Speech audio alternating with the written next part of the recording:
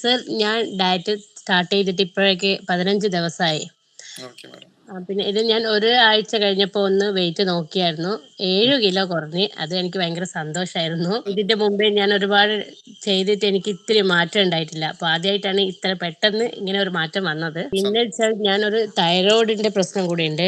ഞാൻ ഇലക്ട്രോക്സിൻ 175ന്റെ മെഡിസിനാണ് എടുക്കുന്നത്. എനിക്കുള്ള പ്രശ്നം എന്താ വെച്ചാൽ ഈ വെള്ളം കുടിയാണ്. രാത്രി എനിക്ക് ഇടയ്ക്കിടയ്ക്ക് വെള്ളം കുടിക്കണം. അത് ശീലിച്ചു പോയതാ.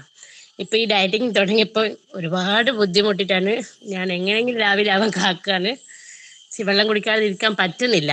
നമ്മുടെ ശീലങ്ങൾ മാറ്റാൻ വേണ്ടിയിട്ട് തന്നെയാണ് ഞാൻ ഒരാളെ കൂടെ വെച്ചിട്ടുള്ളത്. ഇനി അഥവാ ശാരീരികമായി ബുദ്ധിമുട്ടുകൾ വരുന്നുണ്ട്, ഡ്രൈ പാസ്റ്റ് ആയിട്ടുള്ള മൗത്ത് വരുന്നുണ്ട്, അല്ലെങ്കിൽ തൊണ്ടവരൾച്ച വരുന്നുണ്ടെങ്കിൽ ORSO അല്ലെങ്കിൽ കരിക്കോ ഒരു 2 ദിവസം കുടിക്കുക. എന്നിട്ട് അതിനുശേഷം പിന്നെ എന്തായാലും ശരീരം അതിനനുസരിച്ച് മാറ്റങ്ങൾ ഉണ്ടാകും.